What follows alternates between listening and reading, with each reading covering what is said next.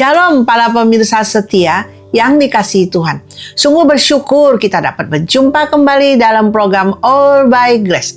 Semua karena kasih karunia dan kemurahan Tuhan yang berlimpah dalam kehidupan kita. Kiranya program All by Grace ini boleh menjadi berkat lebih lagi bagi kita semua. Mari kita berdoa. Bapa yang di surga yang kami sembah di dalam nama Tuhan Yesus, kami bersyukur Tuhan bahwasanya Engkau baik, kasih setiamu sampai selama-lamanya di dalam kehidupan kami. Sehingga kami boleh ada sebagaimana kami saat ini boleh dengan setia mengikuti program All by Grace. Kau sendiri yang ambil alih Tuhan, apapun yang akan disampaikan. Biarlah kami pemirsa All by Grace boleh mengerti, mendengarkan dengan baik, mempraktekannya dengan baik. Sehingga hidup kami boleh penuh kasih dan kuasa dan kemuliaan-Mu dinyatakan dalam kehidupan kami.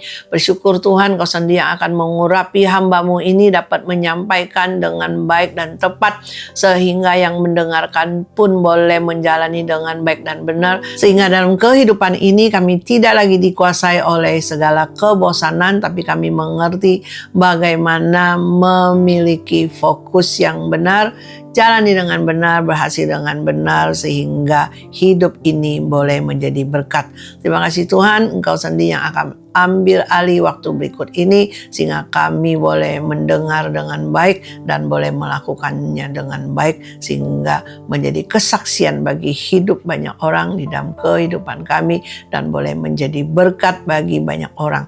Terima kasih Tuhan, dengar doa kami. Di dalam nama Tuhan Yesus kami berdoa, bersyukur dan serahkan waktu berikut ini. Haleluya. Amin.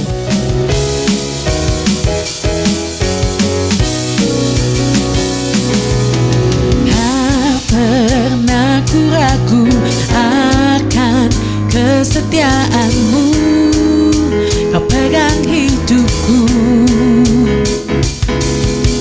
Sepenuh jiwaku ku yakin dan percaya, Kau tuntun langkahku. Yesus, Kaulah Raja dalam hidupku, berkuasa berjaya untuk selamanya. Hanya Kau Tuhan, sumber kekuatan, kuasa-Mu tercurah bagiku senantiasa. Dengan-Mu Tuhan, ku kan berjalan dari kemuliaan sampai kemuliaan selamanya.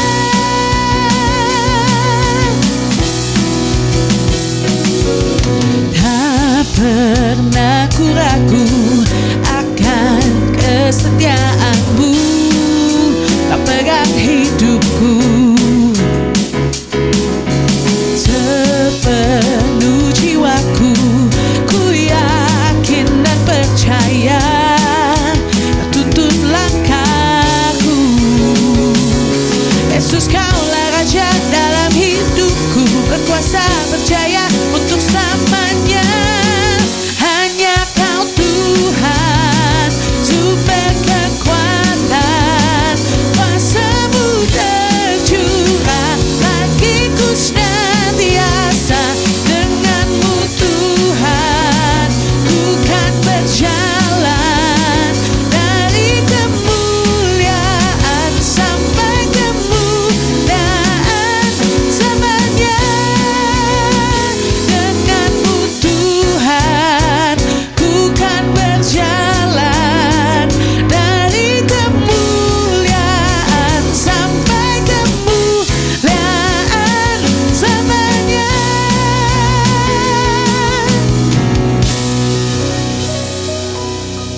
Ada seorang pria yang dapat dikatakan sebagai orang yang paling sukses yang pernah ada.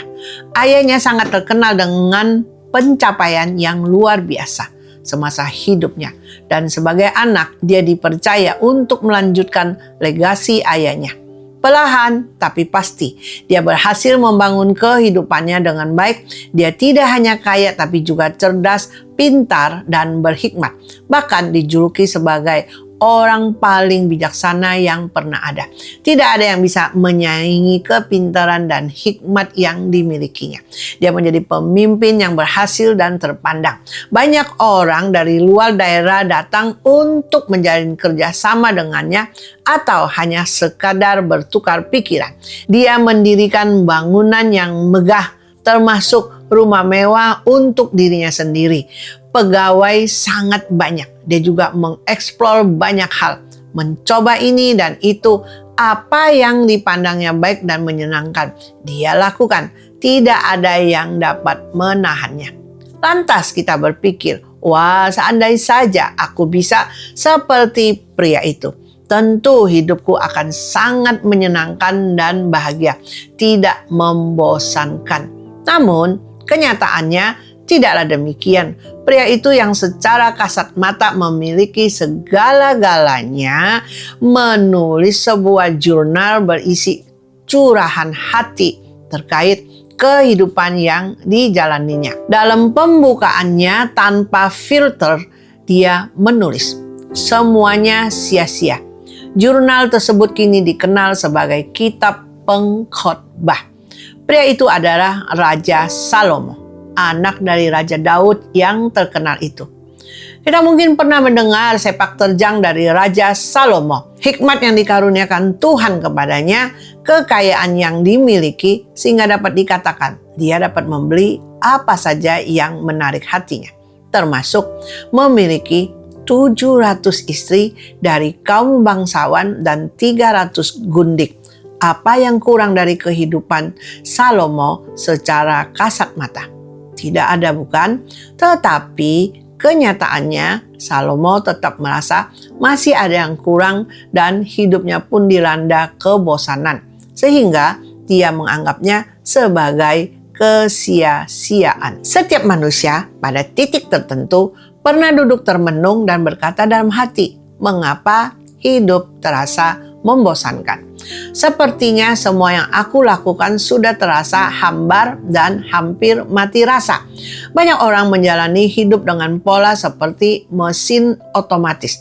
Bangun tidur, sekolah, atau kuliah, atau bekerja, melakukan rutinitas, mengejar target, menyelesaikan tugas, berinteraksi dengan baik dengan sesama, atau Tuhan. Itu pun kalau ada waktu. Tidur dan terus berulang-ulang lagi sampai kapan? Tidak tahu.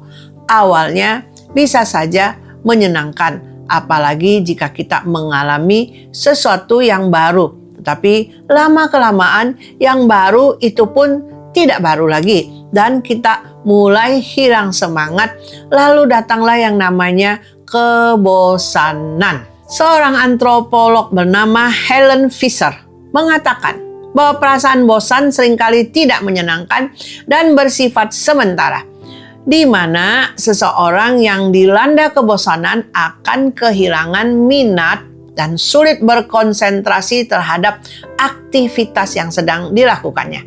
Seorang anak bisa bosan belajar, kehilangan motivasi belajar, tidak bersemangat, sampai mengalami penurunan prestasi di sekolah. Seorang pria dapat merasakan jenuh dengan pekerjaan yang dianggapnya monoton, kurang tantangan, dan penuh dengan rutinitas yang membosankan, sehingga mengganggu produktivitas dan kualitas kerja. Demikian juga dengan seorang ibu yang jenuh karena merasa terkungkung di rumah seharian mengurus anak dan rumah. Setiap hari mengulang rutinitas yang sama. Mulai dari bangun pagi dan menyiapkan sarapan, membangunkan anak dan memandikannya, membantu menyiapkan peralatan sekolah, mengantar anak pergi ke sekolah, dan juga menjemputnya, lalu membersihkan rumah, memasak dan menyiapkan makanan, dan lain sebagainya. Semuanya begitu rutin dan monoton, hingga sangat membosankan. Karena hanya itu-itu saja yang dilakukannya berulang-ulang. Ketika dilanda kebosanan, kita seringkali mendambakan sesuatu yang baru dan fresh, yang dapat memecah rutinitas berulang dan keadaan monoton yang dilakukan terus-menerus dari waktu ke waktu. Namun ternyata sikap dan keputusan yang diambil belum tentu baik. Bisa jadi malah membahayakan kita. Dalam realita, tak sedikit orang yang karena kebosanan melakukan berbagai tindakan aneh yang tak terpikirkan oleh manusia rasional.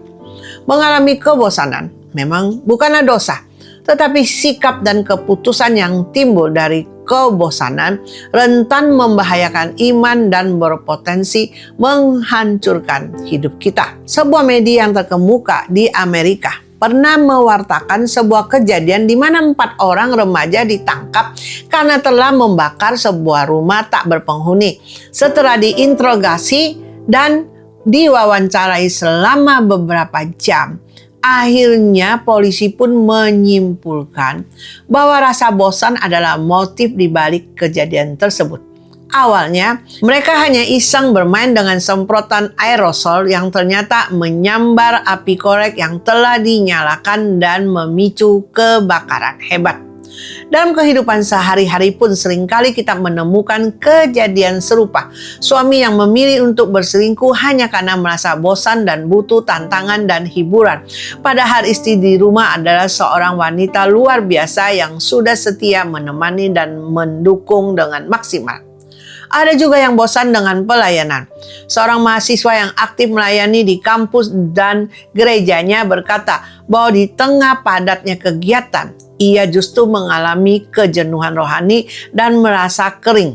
Ia sibuk melakukan banyak hal, latihan musik, persiapkan sekolah minggu, ikuti kelompok sel, tetapi ia seringkali melupakan yang terpenting, yaitu membangun relasi yang erat dengan Tuhan.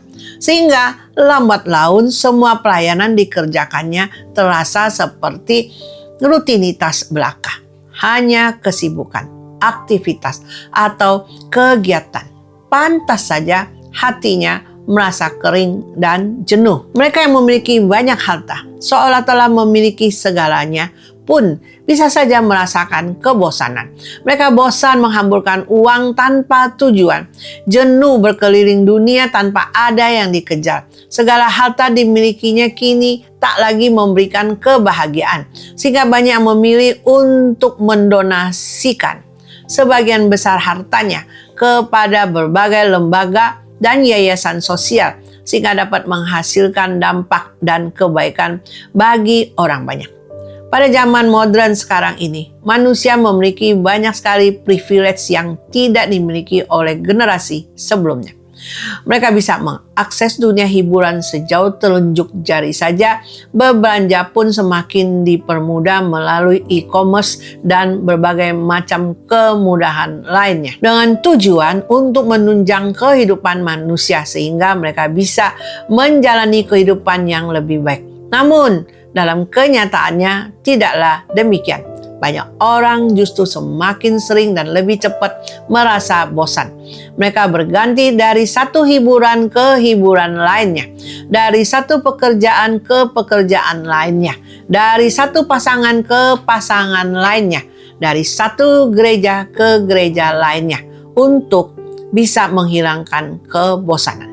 Namun, kebosanan itu tetap saja ada di sana, diam di pojok ruang hati mereka, yang kehadirannya mengganggu, tetapi mereka bingung bagaimana mengusirnya pergi. Berbagai macam upaya sudah dilakukan untuk menghilangkan kebosanan, mulai dari cara sederhana sampai cara yang cukup ekstrim. Tetapi entah bagaimana, rasa bosan itu tetap saja kembali lagi. Menyadari realita ini, kita pun dapat mengambil kesimpulan bahwa semua orang bisa bosan, baik orang tua ataupun anak muda, pelajar, pekerja, atau yang pengangguran, kaya ataupun miskin.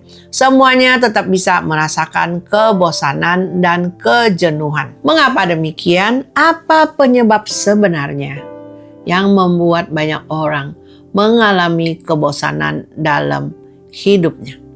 Sebenarnya jika kita mau belajar memahami, kebosanan merupakan sebuah alarm rohani. Tuhan tidak mengizinkan kebosanan muncul secara kebetulan.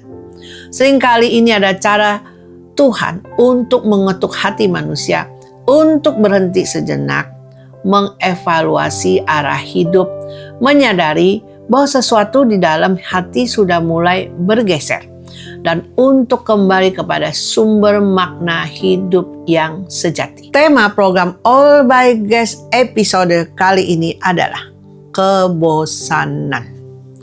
Kiranya melalui pembahasan tema, kita dapat mengerti apa yang menyebabkan kebosanan melanda. Bagaimana kita mengatasinya dengan cara yang sesuai kebenaran firman Tuhan, lalu menjalani hidup dengan arah dan tujuan yang kekal, sebagaimana yang dikehendaki Tuhan, sehingga hidup kita pun dapat menjadi berarti, bernilai, berbobot, dan berdampak. Mengapa banyak manusia hidup merasa bosan? 1. Karena tidak memiliki fokus. Ada seorang pemuda yang aktif di gereja, ikut pelayanan di bidang musik, kuliah di kampus yang bagus, hidup dalam keluarga yang harmonis dan berkecukupan, tanpa ada masalah keuangan. Meskipun demikian, dia merasa seperti ada yang kurang dalam hidupnya. Dia merasa bahwa hidupnya hanya seperti berjalan di roda hamster, begitu-begitu saja dan stagnan. Rutinitas harian yang dijalani pun sudah terasa membosankan, bahkan hampir memuakkan. Dia pun kehilangan gairah dan semangat untuk menjalani hidup. Dia tetap beraktivitas, tetapi semua dilakukan ibarat seperti robot sudah diprogram, dan semuanya begitu membosankan. Dia pun menuliskannya dalam buku jurnalnya demikian. Saya bangun pagi, mandi, kuliah, pulang, latihan, musik, buka HP, tidur, semuanya oke-oke saja. Tetapi kenapa saya kehilangan semangat untuk menjalani hidup? Tidak bisa dibayangkan kalau saya harus hidup seperti ini terus. Kita semua bisa memahami apa yang dirasakan oleh pemuda tersebut. Baik kita sebagai siswa, mahasiswa, karyawan, pedagang, pengusaha, ibu rumah tangga, direktur eksekutif, dan berbagai posisi lainnya. Kita sibuk banyak hal yang harus dikerjakan, tapi semuanya tampak seperti rutinitas yang menjemukan. Kerap kali orang mengaitkan rasa bosan dengan tidak ada yang bisa dikerjakan. Padahal bisa saja orang yang sibuk dengan banyak pekerjaan tapi tetap saja merasa bosan. Ada sesuatu yang kurang dan kita berusaha mencarinya dengan bekerja lebih keras lagi. Terlibat dalam banyak aktivitas, menyibukkan diri hanya untuk mendapati bahwa di akhir hari kita sudah lelah secara fisik, capek secara mental, dan masih tetap ada yang kurang. Sebenarnya sederhana. Pernahkah kita mencoba bertanya kepada diri sendiri, untuk apa atau demi siapa aku melakukan semua ini? Itu merupakan sebuah pertanyaan yang sangat dalam dan dapat menyingkapkan apa sebenarnya yang kurang dalam diri seseorang, yaitu fokus. Alkitab menunjukkan bahwa kebosanan bukan sekadar masalah suasana hati, tetapi masalah fokus. Di mana manusia diciptakan Tuhan bukan hanya untuk sekadar eksis, melainkan bermakna. Sesungguhnya kebosanan muncul ketika kita kehilangan makna, kehilangan arah, kehilangan fokus. Fokus adalah sebuah titik yang ingin dicapai, sehingga segala sesuatu yang dilakukan akan terarah kepada fokus tersebut agar bisa mencapainya. Bisa saja hidup tanpa fokus yang jelas, terlihat sibuk, penuh aktivitas, tetapi tidak ada kejelasan terkait alasan mengapa melakukan apa yang dilakukannya. Ibarat sebuah kapal besar dengan mesin yang bagus dan canggih, mampu menempuh jarak jauh dalam waktu yang relatif singkat. Dipelengkapi pula dengan anak kapal yang mumpuni serta nakoda berpengalaman.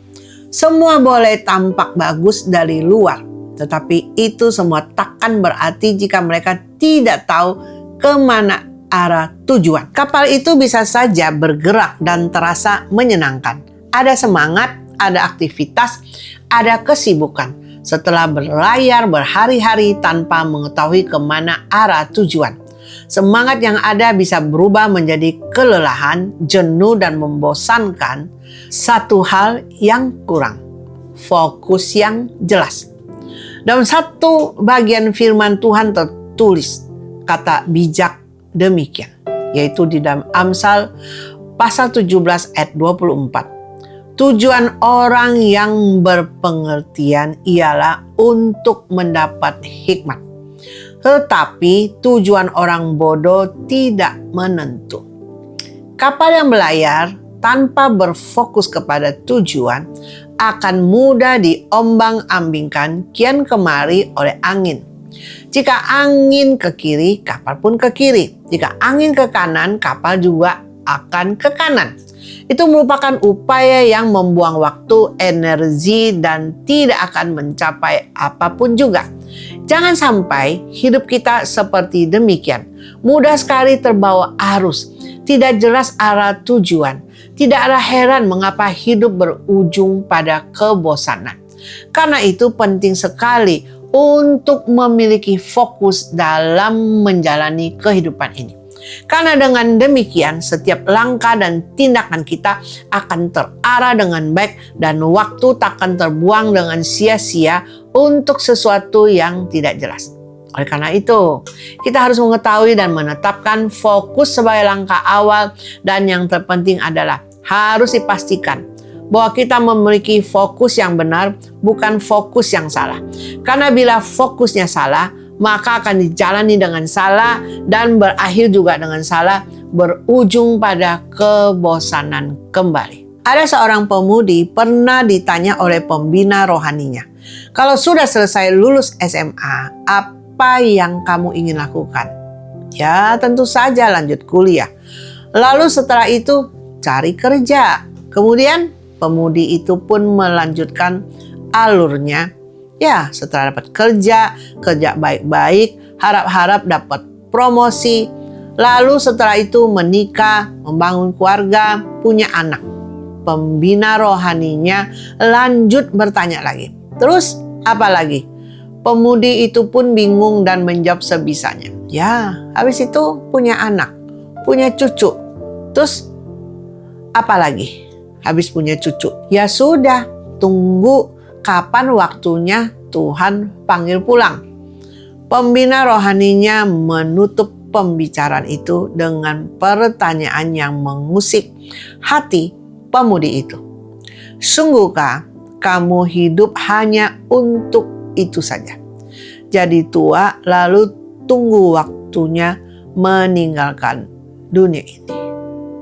Pemudi itu seolah-olah memiliki fokus, goal atau tujuan yang ingin dicapai secara bertahap. Tetapi tanpa gambaran yang lebih besar, maka dia hanya akan mendaki anak tangga yang tidak kunjung selesai.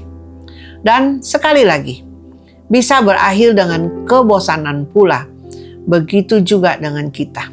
Jika fokus kita hanya sebatas yang terkait dengan kebahagiaan di dunia yang sementara ini saja, punya masa depan yang baik, bahagia, semua kerinduan hati tercapai, ya tidak salah sih memiliki kerinduan hati yang sedemikian. Tetapi sesungguhnya hidup kita diciptakan untuk tujuan yang jauh lebih mulia.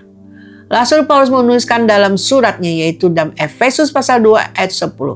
Karena kita ini buatan Allah, diciptakan dalam Kristus Yesus untuk melakukan pekerjaan baik yang dipersiapkan Allah sebelumnya. Ia mau supaya kita hidup di dalamnya. Pernyataan tersebut sangatlah jelas bahwa kita ini adalah buatan Allah dan sebagai buatan tangannya, makhluk ciptaannya, maka fokus yang paling tepat adalah menggenapi apa yang menjadi tujuan serta kehendak Tuhan atas hidup kita. Dan itu sudah Tuhan persiapkan.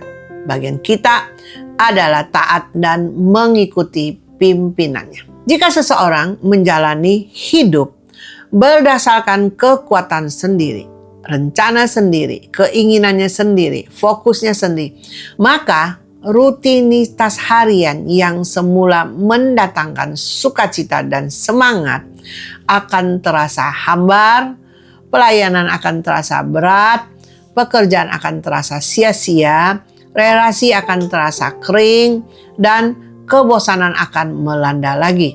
Mengapa? Karena tujuan manusia diciptakan bukan hanya untuk itu saja, yaitu mengejar hal-hal dan kesenangan dunia yang sementara. Semakin kita berfokus kepada diri sendiri, semakin kita akan merasakan kebosanan dan ketidakbahagiaan. Karena semakin pula kita akan menyadari bahwa hal-hal yang kita kira akan membawa kebahagiaan, ternyata hanya sementara, dapat mudah hilang, dan hanya mendatangkan kekhawatiran dan kehampaan. Begitu banyak orang ternama yang seolah memiliki segalanya, harta berlimpah, popularitas dan ketenaran, penampilan yang rupawan, posisi, jabatan, dan kuasa. Namun ternyata hidupnya dalam kehampaan. Bahkan tak jarang yang memilih mengakhiri hidupnya dengan bunuh diri.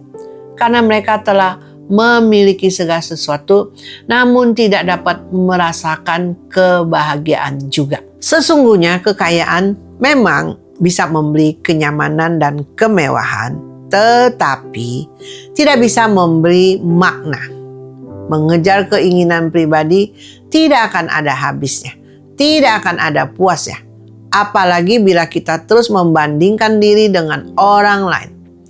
Akan selalu ada yang lebih daripada kita, lebih pintar, lebih menarik, lebih kaya, lebih populer, lebih. Sehingga selalu ada alasan untuk tidak puas dengan keadaan sekarang dan merasa bosan. Justru fokus hidup yang demikian adalah salah dan dapat membahayakan karena menempatkan diri sendiri sebagai pusat kehidupan.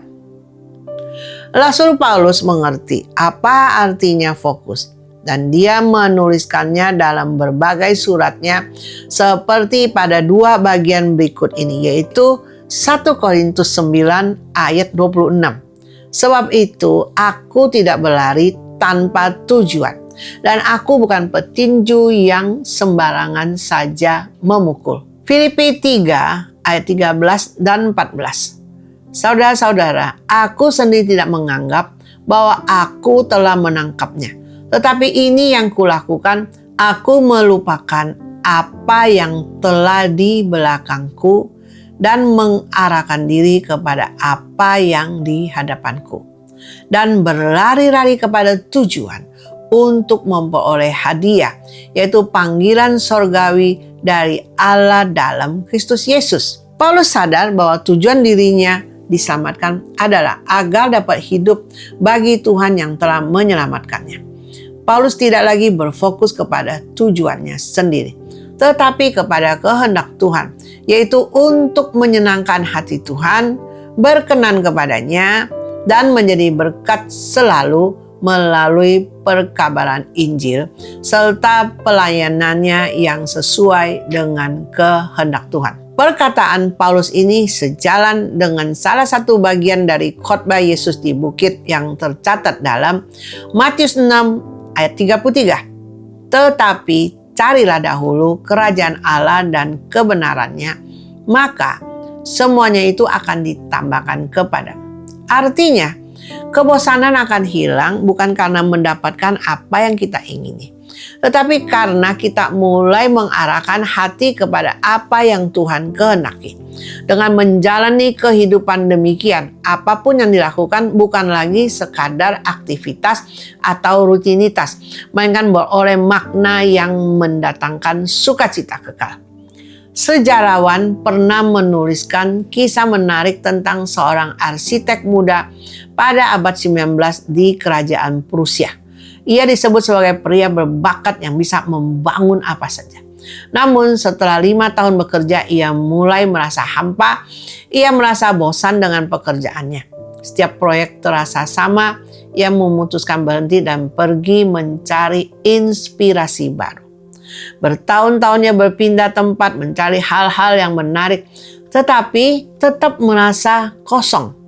Hingga suatu hari ia bertemu dengan seorang rohaniwan tua yang bertanya, "Ketika engkau membangun gedung, siapa yang kau pikirkan? Dirimu, orang-orang, atau Tuhan?" Pertanyaan itu mengguncang hidupnya. Ia sadar bahwa selama ini ia bekerja hanya untuk membuktikan dirinya berbakat. Setelah pulang, ia kembali membangun, tetapi kini dengan motivasi baru, yaitu menciptakan karya yang memuliakan nama Tuhan. Sejak hari itu, hidupnya tidak lagi membosankan karena dia mengerti untuk apa dia hidup dan berkarya. Jika kita melakukan segala sesuatu seperti untuk Tuhan, maka tidak ada hal-hal yang membosankan. Menyapu lantai pun bisa jadi ibadah. Mengasuh anak pun bisa jadi pelayanan. Karena fokus kita bukan pada aktivitasnya, tapi pada pribadi yang kita layani di balik semua aktivitas itu. Kehidupan yang diarahkan kepada Tuhan akan selalu memiliki makna. Bahkan di tengah hal-hal yang sederhana, sehingga apapun yang kita kerjakan, kita dapat melakukannya dengan hati yang penuh rasa syukur dan sukacita. Teruslah memelihara persekutuan dengan Tuhan, karena orang yang hidup dekat dengan Tuhan tidak akan kekurangan makna. Sekalipun hidupnya sederhana, jangan lupa untuk melayani orang lain, karena fokus pada diri sendiri membuat kita jenuh, bosan. Sementara fokus melayani orang lain membuat hati kita hidup. Sudahkah kita memiliki fokus hidup yang benar, yaitu dengan fokus kepada Tuhan dan kehendak-Nya? Ingatlah bahwa kita diciptakan oleh Tuhan dan harus hidup bagi Tuhan. Hanya dengan berfokus kepada Tuhan, kita dapat menemukan makna sejati dari hidup. Sehingga kehidupan yang dijalani meskipun masih dalam keseharian yang sama, tetapi tidak lagi membosankan karena semuanya memiliki arti dan nilai di dalam kekekalan. Jika dikerjakan seperti untuk Tuhan dan bukan untuk manusia, sebagaimana nasihat Paulus dalam Kolose pasal 3 ayat 23 dan 24. Apapun juga yang kamu perbuatlah dengan segenap hatimu seperti untuk Tuhan dan bukan untuk manusia. Kamu tahu bahwa dari Tuhanlah kamu akan menerima bagian yang ditentukan bagimu sebagai upah. Kristus adalah Tuhan dan kamu hambanya. Fokus kepada Tuhan membuat hal sederhana menjadi bernilai. Mengubah pekerjaan kecil menjadi persembahan. Membuat pelayanan menjadi sukacita, bukan beban. Dan memampukan kita untuk bertahan dalam hal-hal yang Tuhan percayakan tanpa mencari pelarian karena kebosanan. Fokuslah kepada apa yang Tuhan kehendaki dan lakukan sekarang, sehingga boleh sesuai kehendak Tuhan, berkenan kepada Tuhan, menjadi berkat selama hidup di dunia yang sementara ini.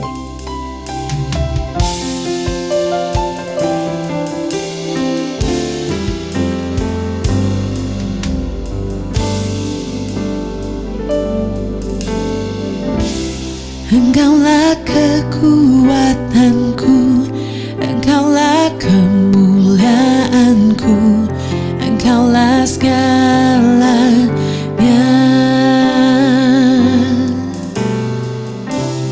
Engkau permata yang indah, takkan pernah ku lepaskan. Engkaulah segalanya.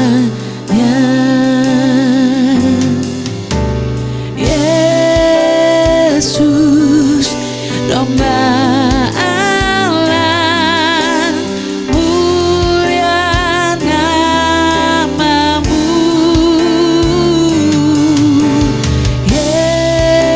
Yesus, domba Allah, mulia namamu.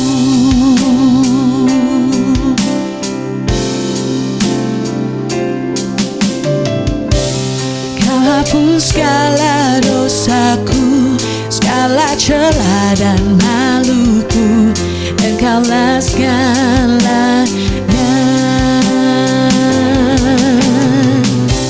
Saat jatuh kau angkatku, saat haus kau penuhiku, Engkaulah segalanya.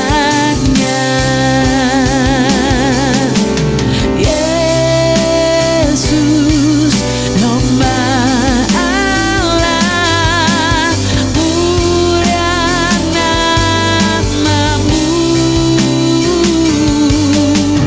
Yesus, domba Allah,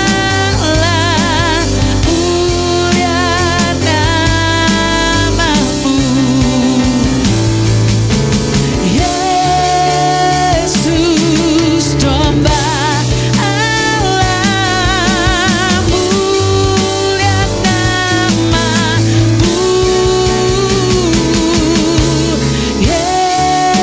Yesus, domba Allah, mulia namamu. Mulia namamu, mulia namamu.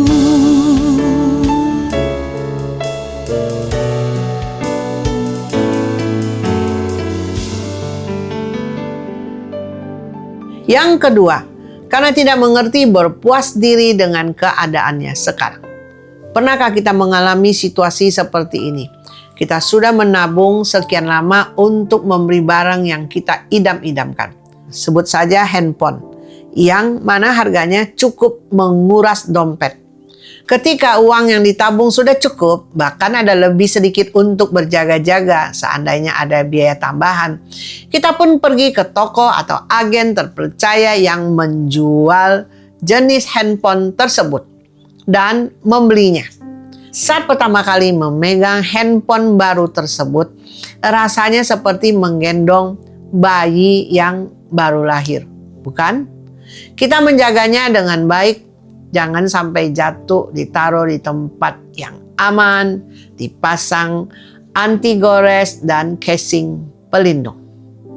Sehari berlalu, seminggu, sebulan, lama-kelamaan sensasi barang barunya sudah hilang. Bahkan kita mulai bosan dengan gadget kita tersebut. Dan ketika melihat berita bahwa seri terbaru akan keluar sebentar lagi, kita pun menyesal. Kenapa tidak menunggu lebih lama agar demi bisa mendapatkan seri yang terbaru? Masalahnya akan selalu ada yang lebih baru dibandingkan yang sebelumnya. Selalu ada kendaraan seri terbaru, gadget seri terbaru, inovasi baru, teknologi baru. Dan jika kamu harus terus mengikuti tren, tidak akan ada habisnya. Keinginan kita pun juga tidak akan ada habisnya. Sudah memiliki satu, kita ingin punya dua atau punya yang lebih canggih, lebih baru, lebih keren dari yang sudah kita miliki. Dalam dunia psikologi ada sebuah konsep terkenal bernama the hedonic treadmill atau treadmill kenikmatan. Istilah ini diperkenalkan oleh peneliti bernama Philip Brickman dan Donald Campbell. Konsepnya sederhana namun mengejutkan. Berikut adalah ringkasannya. Manusia cepat terbiasa dengan hal-hal yang membuatnya bahagia. Apapun pencapaian atau kesenangan baru, efeknya hanya sementara. Setelah beberapa waktu, tingkat kebahagiaan kembali ke titik awal. Itulah sebabnya menurut mereka, punya rumah baru membuat bahagia hanya beberapa bulan. Naik gaji memberi euforia hanya beberapa minggu. Punya gadget baru membuat bersemangat hanya beberapa hari. Setelah itu kebosanan kembali merayap masuk. Fenomena ini menjelaskan mengapa orang modern mudah bosan, karena hati mereka terus berlari mencari hal-hal yang baru, tetapi seperti berjalan di atas treadmill. Mereka tidak pernah benar-benar maju. Benarlah apa kata penulis pengkhotbah dalam Pengkhotbah 1 ayat 8b. Mata tidak kenyang melihat, telinga tidak puas mendengar. Dunia memuji-muji orang yang terus mencari hal baru. Dalam budaya modern, yang kreatif adalah raja, yang inovatif dianggap unggul, yang selalu punya ide segar dipuji. Tetapi tanpa disadari ada beban tersembunyi di baliknya, yaitu perasaan bahwa harus selalu ada yang baru dengan kecepatan pergantian yang tidak sehat. Dalam banyak budaya kerja, pegawai menjadi jenuh bukan karena pekerjaannya buruk, tetapi karena mereka hidup dengan ekspektasi bahwa setiap minggu harus ada sesuatu yang baru, lebih baik, lebih menarik. Ketika hal baru tidak ditemukan, muncullah rasa kosong. Ketika rasa kosong tidak ditangani dengan baik, muncul kebosanan. Dan itu membuat pegawai-pegawai mulai mencari ladang yang lebih hijau. Tragisnya, baik disadari atau tidak, ketidakpuasan ini juga sudah masuk ke dalam kehidupan rohani. Orang-orang terus mengejar sesuatu yang baru, pengalaman rohani yang lebih wow dan spektakuler, pelayanan yang lebih menantang, komunitas yang lebih baik, suasana gereja yang lebih segar atau semarak.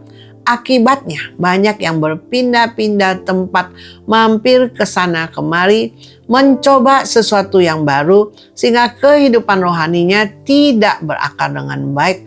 Dan jika tidak berakar dengan baik, bagaimana bisa bertumbuh dan berbuah dengan baik? Merindukan perubahan tentu tidak salah.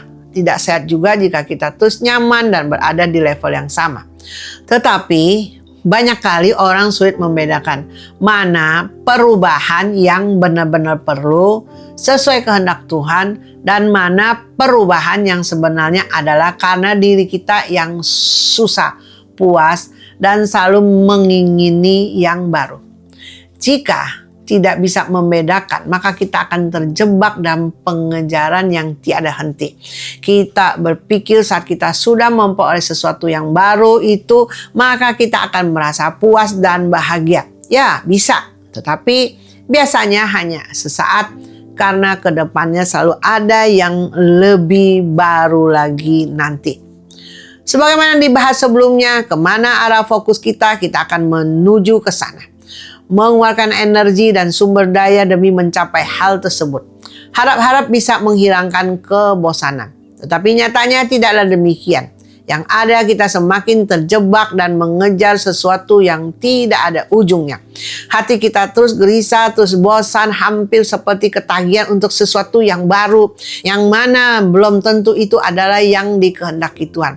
Akhirnya kita hidup untuk memuaskan keinginan sendiri, yang sejujurnya tidak akan pernah bisa dipuaskan dengan harta duniawi maupun manusia. Kita lupakan tujuan hidup kita, yaitu untuk mengasihi Tuhan, hidup berkenan kepada Tuhan, dan melakukan kehendak-Nya, serta menjadi berkat. Bila kita tidak mengerti untuk melakukan hal-hal yang benar, yang mempermuliakan nama Tuhan, sudah tidak heran kita mudah menjadi bosan karena kita mengejar hal-hal yang salah. Bangsa Israel adalah contoh klasik manusia yang tidak tahu berpuas diri. Mereka dibebaskan dari perbudakan di Mesir dan dijanjikan tanah pusaka yang akan menjadi milik mereka. Hanya dalam perjalanan menuju ke sana, mereka harus melewati padang gurun yang kita tahu memang bukan tempat yang ideal. Tapi Tuhan membuktikan kesetiaannya dengan memberikan makanan setiap hari, menyertai mereka dengan tiang awan dan tiang api. Lagi pula, padang gurun bukan tempat tinggal mereka selamanya. Mereka hanya melewatinya saja.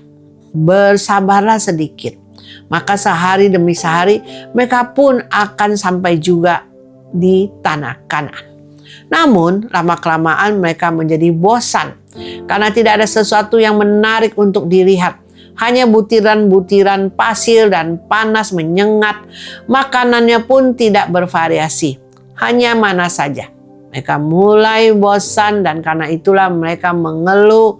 Salah satu keluhannya tercatat dalam Bilangan pasal 11 ayat 5 dan 6. kita teringat kepada ikan yang kita makan di Mesir dengan tidak bayar apa-apa, kepada mentimun dan semangka, bawang merah dan bawang putih. Tetapi sekarang kita kurus kering, tidak ada sesuatu apapun kecuali mana ini saja yang kita lihat. Jika kita membaca kisah mereka, terkadang kita juga bisa merasa gemas dan berkata, kok bisa ya bersungut-sungut seperti itu? Padahal Tuhan sudah membebaskan mereka dari perbudakan di Mesir, disiapkan tanah Kanaan, berlimpah susu dan madu, dan perjalanan menuju ke sana pun Tuhan menyertai, menjaga dan memelihara. Cobalah bersabar sedikit, nanti pasti akan tiba juga. Namun, pernahkah kita merenungkan bahwa banyak kali kita juga bersikap seperti bangsa Israel? Tuhan sudah menyertai, memimpin, masih memberikan nafas kehidupan, kemampuan untuk bisa beraktivitas. Ya, walaupun hidup belumlah seperti apa yang kita mimpikan. Tetapi masih banyak orang hidupnya masih kurang beruntung dari kita. Lihatlah bagaimana kita masih bisa mengikuti program Our by Grace ini, menunjukkan kita masih memiliki gadget untuk menyaksikannya, yang mana masih banyak orang yang belum bisa memiliki perangkat demikian. Kita juga memiliki kuota internet atau wifi, yang mana beberapa daerah terpencil tidak memiliki akses internet. Ini barulah satu atau dua contoh saja. Bukankah masih ada banyak hal lain yang telah Tuhan perbuat dalam kehidupan kita? Ketidakpuasan adalah seperti lubang kecil pada dasar sebuah bejana. Diisi seberapa banyak pun bejana itu tetap kosong. Begitulah hati manusia. Ketika tidak memiliki kesadaran dan kemampuan untuk melihat anugerah Tuhan bagi hidupnya, kita akan sulit menikmati pekerjaan kita, karena selalu melihat orang lain yang memiliki pekerjaan dan fasilitas yang lebih baik. Kita akan sulit mengasihi keluarga sendiri karena selalu merasa ada keluarga lain yang tampak lebih dalam pandangan kita. Kita juga sulit menikmati indahnya persekutuan dalam beribadah bersama saudara seiman karena merasa ada tempat lain yang lebih baik. Mungkin bukan salah pekerjaannya, bukan salah bosnya, bukan salah manajernya, bukan salah anggota keluarganya, bukan salah hamba Tuhannya, bukan salah pelayan atau sesama jemaat. Terlebih lagi bukan salah Tuhan.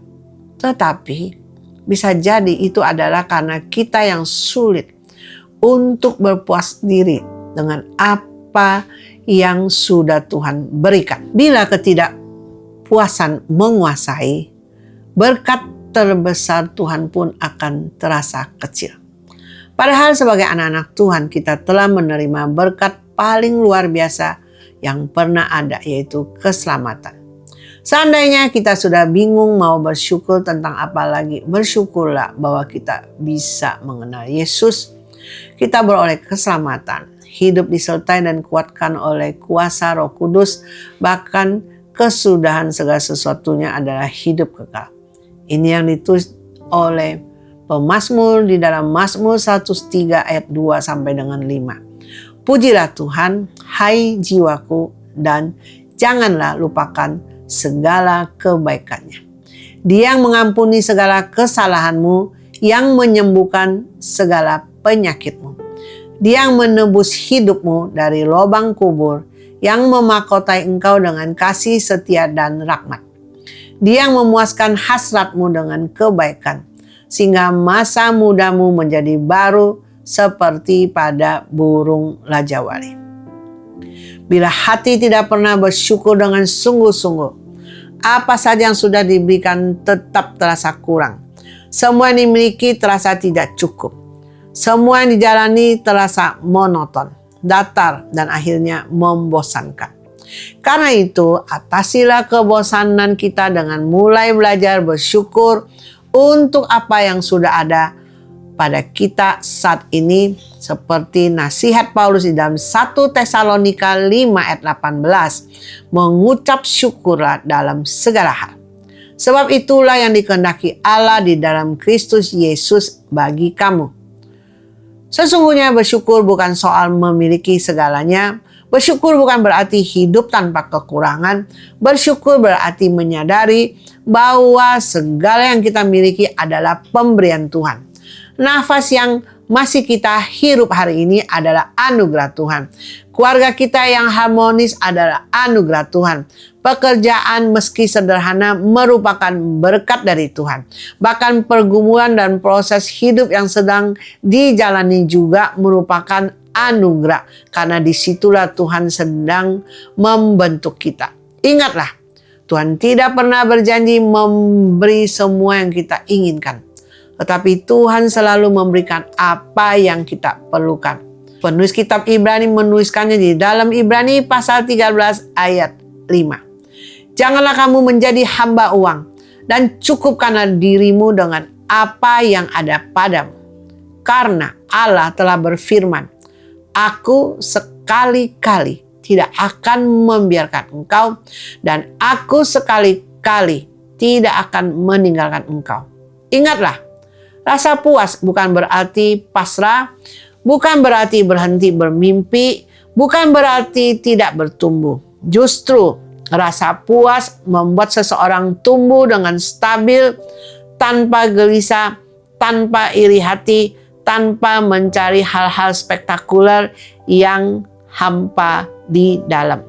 Justru saat kita belajar untuk mencukupkan diri dan berpuas dengan apa yang sudah Tuhan berikan, tanpa melayangkan mata ke sana kemari untuk mencari sesuatu yang lebih, maka Tuhan akan mempercayakan kepada kita lebih lagi talenta dan berkatnya untuk kita mengelolanya. Bila kita dapat berfokus untuk menyenangkan hati Tuhan, melakukan kehendaknya dan sesuai, maka semua yang kita butuhkan pun akan Tuhan tambahkan.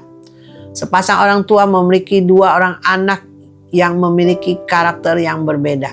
Yang satu selalu menuntut, sementara yang satu lagi mengerti untuk bersyukur. Saat orang tua harus merubah rencana liburan karena hal-hal tidak terprediksi, respon kedua anak sangatlah berbeda. Yang satu tidak mau tahu, pokoknya harus tetap pergi liburan. Anak yang lain berkata, tidak masalah, mau di rumah saja, boleh. Yang penting sekeluarga ngumpul. Ketika kondisi sulit dalam usaha, orang tua terpaksa tidak dapat memberikan hadiah Natal yang sudah dijanjikan kepada kedua anak tersebut.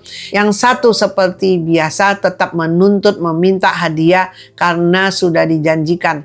Anak yang lain tidak pernah pusing soal hadiah mau diberikan. Ya, bersyukur tidak diberikan hadiah pun tidak ada masalah. Jika kita jadi orang tua, kita tentu mau memberikan lebih untuk anak yang mengerti bersyukur. Ya kan? Bukankah demikian? Bukan masalah kita pilih kasih, tetapi sikap anak tersebut yang menyebabkan respons berbeda dari orang tuanya. Adalah benar bahwa Tuhan tidak pilih kasih, tapi Tuhan itu adil. Oleh karena itu, bagaimana kita meresponi semua yang sudah Tuhan berikan? Apakah kita bersungut-sungut, menuntut lebih, menuntut sesuatu yang lebih baru dan wah atau heboh? Bersediakah kita setia dalam hal-hal kecil? Bersyukurlah untuk hal-hal sederhana. Memaksimalkan apa yang sudah dipercayakan kepada kita bagi kemuliaan nama Tuhan dan memberkati orang lain. Bisakah kita demikian?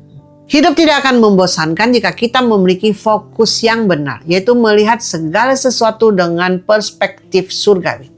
Kita belajar menemukan Tuhan dalam rutinitas sehari-hari, bahkan dalam pekerjaan yang sederhana.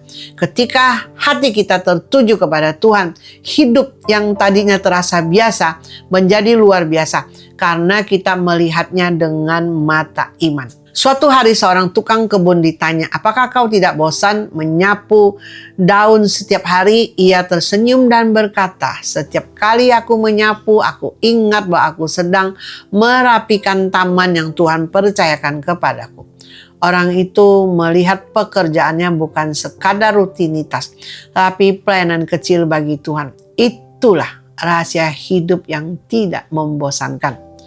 Karena itu sangatlah penting bagi kita untuk percaya bahwa semua yang sudah Tuhan berikan kepada kita adalah baik. Kita jangan lagi terus melihat ke kanan, ke kiri, membanding-bandingkan. Iri hati melihat mereka yang memiliki lebih dalam berbagai hal yang kita rindukan. Lihatlah apa yang ada di hadapan kita dan itulah ladang kita untuk bekerja bagi Tuhan. Saat hati tidak lagi terfokus untuk memuaskan diri dengan hal-hal duniawi, maka kita bisa fokus untuk hal-hal yang bernilai kekal.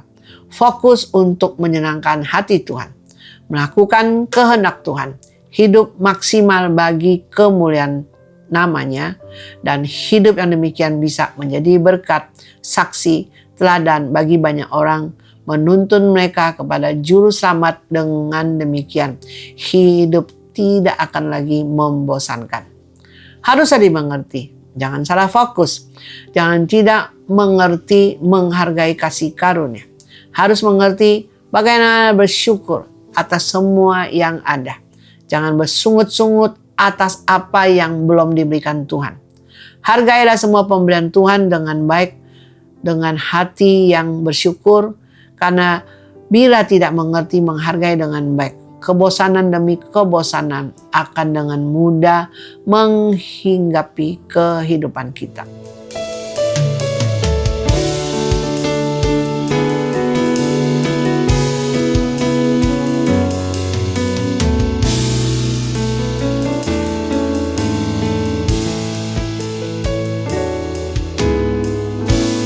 Kasih setiamu yang ku rasakan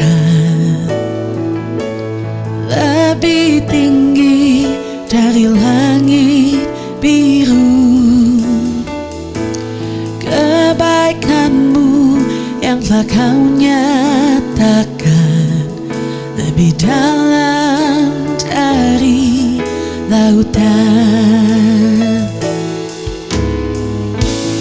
Berkat-Mu yang telah ku terima sempat membuatku terpesona. Apa yang tak pernah ku pikirkan, itu yang Kau sediakan bagiku.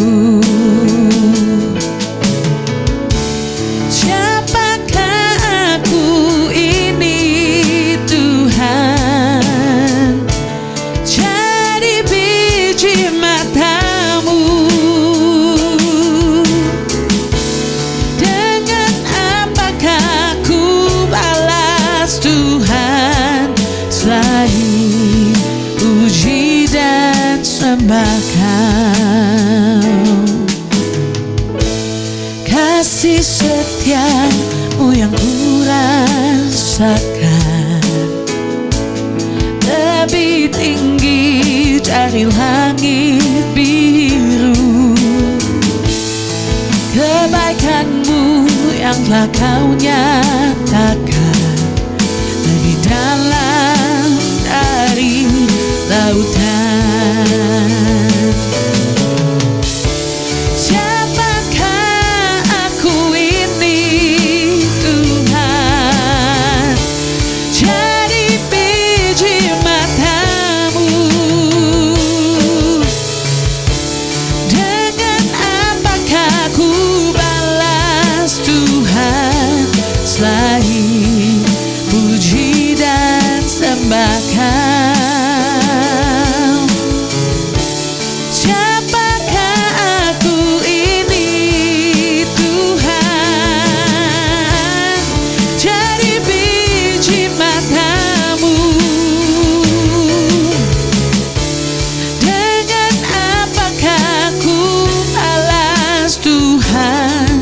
Selain puji dan sembah Kau, selain puji dan sembah Kau.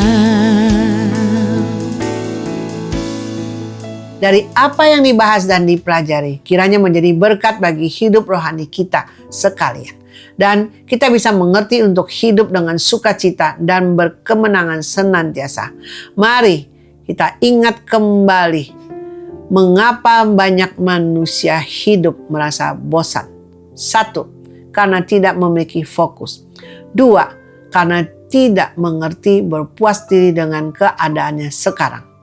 Bersyukurlah Anda masih bisa mengikuti program All by Grace saat ini. Semua karena kasih karunia Tuhan dan anugerahnya yang luar biasa.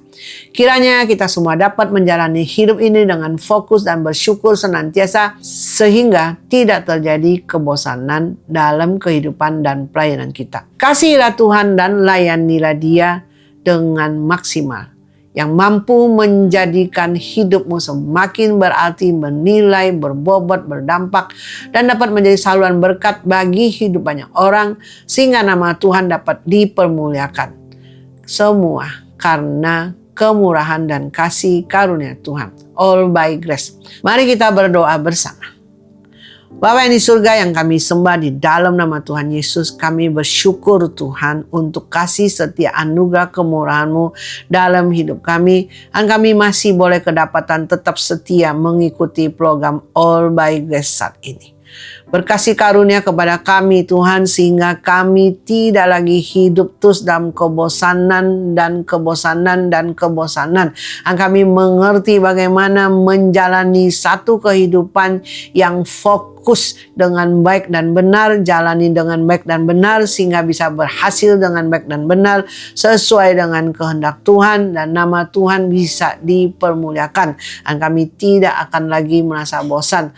Tolong Tuhan, kami boleh menghargai kasih karunia-Mu, menghargai segala pemberian-Mu, dan kami mengerti bagaimana bersyukur senantiasa dengan apa yang sudah Engkau berikan, bersyukur untuk apa yang Engkau izinkan terjadi dalam kehidupan kami. Kami percaya semuanya pasti mendatangkan kebaikan bagi kami, karena kami boleh mengerti bagaimana bersyukur. Tolong Tuhan, berkasih karunia, ampunilah kami Tuhan, kalau kami selama ini terus berkeluh kesah dalam segala hal atas situasi dan kondisi dan kehidupan kami. Tuhan, ampunilah kami yang penuh dengan sungut-sungut kemarahan, kebencian, kesalahan, dan kekecewaan dalam kehidupan ini, sehingga kami tidak fokus dengan baik, sehingga kami tidak mengerti berpuas diri dengan baik. Tolong Tuhan untuk semua pemirsa All by Grace saat ini yang tidak fokus, biarlah kembali fokus dengan baik. Mata hanya tertuju kepada Tuhan, lakukan dan jalani apa yang Tuhan mau dan sesuai kehendak Tuhan, sehingga nama Tuhan dipermuliakan dan hidup boleh menjadi berkat bagi banyak orang. Dan juga Tuhan, kami minta kasih karunia-Mu, kami boleh menjadi manusia anak Tuhan yang dalam segala situasi kondisi kami boleh senantiasa bersyukur karena bahwasanya Engkau baik, kasih setia-Mu sampai selama-lamanya atas hidup kami, keluarga kami, pekerjaan kami, dan semuanya. Karena kami tahu mata-Mu selalu tertuju kepada kami. Terima kasih Tuhan, Kau sendiri yang akan ambil alih kehidupan kami, dan kami tidak lagi hidup di dalam kebosanan. Kami serahkan semua pemirsa All by Grace yang sudah setia ke dalam tangan dan kuat kuasa-Mu. Di dalam nama Yesus kami berdoa bersyukur. Haleluya. Amin. Ya, saat ini mau berdoa bagi Anda yang sedang diombang-ambingkan oleh segala situasi, kondisi dalam kehidupanmu, membuat engkau tidak bisa fokus dengan baik, apalagi bersyukur, karena engkau tidak mengerti mengapa banyak hal Tuhan izinkan terjadi dalam kehidupan ini, atas keluargamu, atas orang tuamu, atas pekerjaanmu, atas usahamu, sehingga membuat kau sangat-sangat ingin marah kepada Tuhan, tapi tidak berdaya, karena ujung-ujungnya kau mengerti dan menyadari bahwa sumber pertolongan hanya dari Tuhan. Ya, memang benar. Sumber pertolongan hanya dari Tuhan. Karena Dia yang mampu memutarbalikkan segala situasi keadaanmu yang buruk bisa dibuat menjadi baik, dan bisa apapun yang namanya kerugian, Tuhan bisa balikkan keadaan itu menjadi keuntungan bagimu. Jangan takut, karena Tuhan menyertaimu, matanya tertuju kepadamu. Yang penting kita mau berseru, berserah, minta tolong kepadanya, andalkan Dia, dan Dia akan turun campur tangan. Dan jangan lupa bersyukur. Kita akan berdoa kembali buat Anda yang situasi hatinya tidak tenang, tidak teduh, diombang-ambingkan dalam banyak hal sehingga tidur pun tidak bisa tidur dengan baik. Kita berdoa bersama. Bapa yang di surga yang kami sembah di dalam nama Tuhan Yesus. Tuhan, Engkau Tuhan pencipta langit, bumi, dan segala isinya. Engkau tahu apa yang sedang kami alami. Engkau tahu manusia itu lemah dan seringkali bisa terpengaruh oleh segala situasi dan kondisi, apalagi untuk fokus, sedangkan situasi kondisi tidak bisa membuat fokus dengan baik. Oleh sebab itu berkasih karunia Tuhan semua pemirsa All by Grace yang sedang mengalami situasi kondisi yang terpuruk, yang bisa membuat rugi, hancur keluarga, rumah tangga, dan semuanya. Biar Engkau berkasih karunia apapun yang sedang dialami saat ini, situasinya seburuk apapun, di dalam nama Tuhan Yesus. Tuhan, Engkau Raja, Engkau pencipta langit, bumi, dan segala isinya. Engkau bisa memutarbalikkan keadaan semua pemirsa All by Grace. Apapun situasi, apapun kondisinya, apapun yang bisa sepertinya mendatangkan kerugian dan tidak ada solusi dan tidak ada jalan keluar, di dalam nama Tuhan Yesus, saat ini semua jalan buntu, Tuhan Engkau bisa buka jalan. Semua jalan tertutup, Engkau bisa buka jalan, dan Engkau buat solusi yang dahsyat, yang luar biasa, sehingga keadaan boleh berbalik, semua boleh kembali normal, boleh menjalani kehidupan ini dan bisa kembali setia melayani, mengasihi Tuhan, hidup dengan maksimal, menjadi berkat. Kami serahkan semuanya yang sedang diombang-ambingkan situasi, kondisi dalam kehidupan mereka. Kami percaya, kami terima jawaban doa saat ini juga di dalam nama Tuhan Yesus. Ya, kita mau akhiri program All by Grace ini dan kita akan kembali berdoa untuk pemirsa All by Grace yang sedang mengalami tantangan, pergumulan, khususnya dalam hutang piutang yang rasanya tidak bisa terbayarkan dan akan segera harus melunaskannya. Kita minta kasih karunia dan Tuhan bisa apapun yang menjadi masalah, kerinduan untuk beli rumah, beli mobil, kalau memang itu waktunya Tuhan, Tuhan bisa jadikan semuanya baik, dan pasti harus nunggu indah waktunya Tuhan. Dan juga untuk Anda yang sakit, jangan lupa Tuhan tetap sama, dahulu melakukan mujizat, dan sampai hari ini pun Dia tetap melakukan mujizat. Yang penting kita cuman percaya bahwa oleh biru Yesus semua sakit penyakit kita sudah disembuhkan. Mari kita kembali berdoa bersama.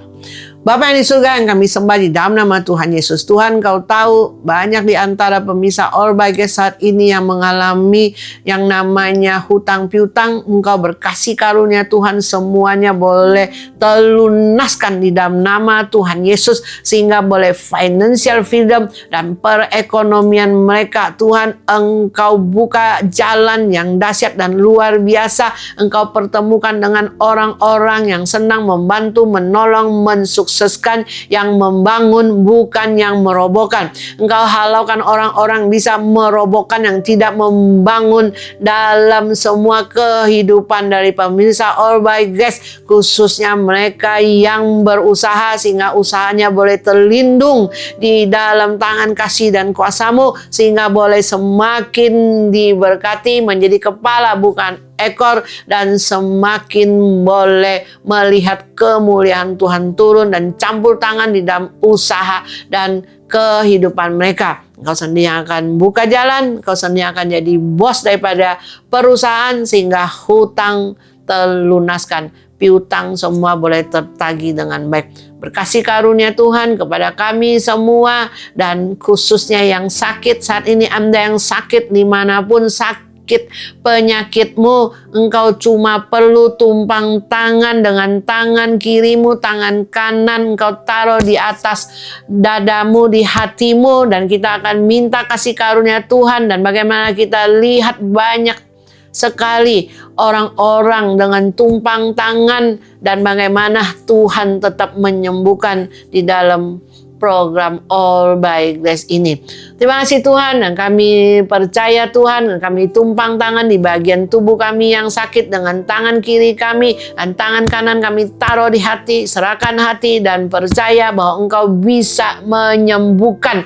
Di dalam nama Tuhan Yesus, kesembuhan boleh terjadi saat ini dengan kuasa-Mu yang mengalir, dan kami tidak lagi dibelenggu oleh semua sakit penyakit apapun dari ujung rambut sampai ujung kaki. Saat ini disembuhkan dalam nama Tuhan Yesus. Kuasa Tuhan mengalir saat ini, dan kami boleh dibebaskan dari semua apapun namanya kutukan sakit penyakit di dalam nama Yesus. Dan kami sembuh oleh biru Yesus, kami sembuh, dan kami tumpang tangan semua sakit penyakit kami juga sembuh dalam nama Tuhan Yesus. Kemuliaan hanya bagi nama Tuhan.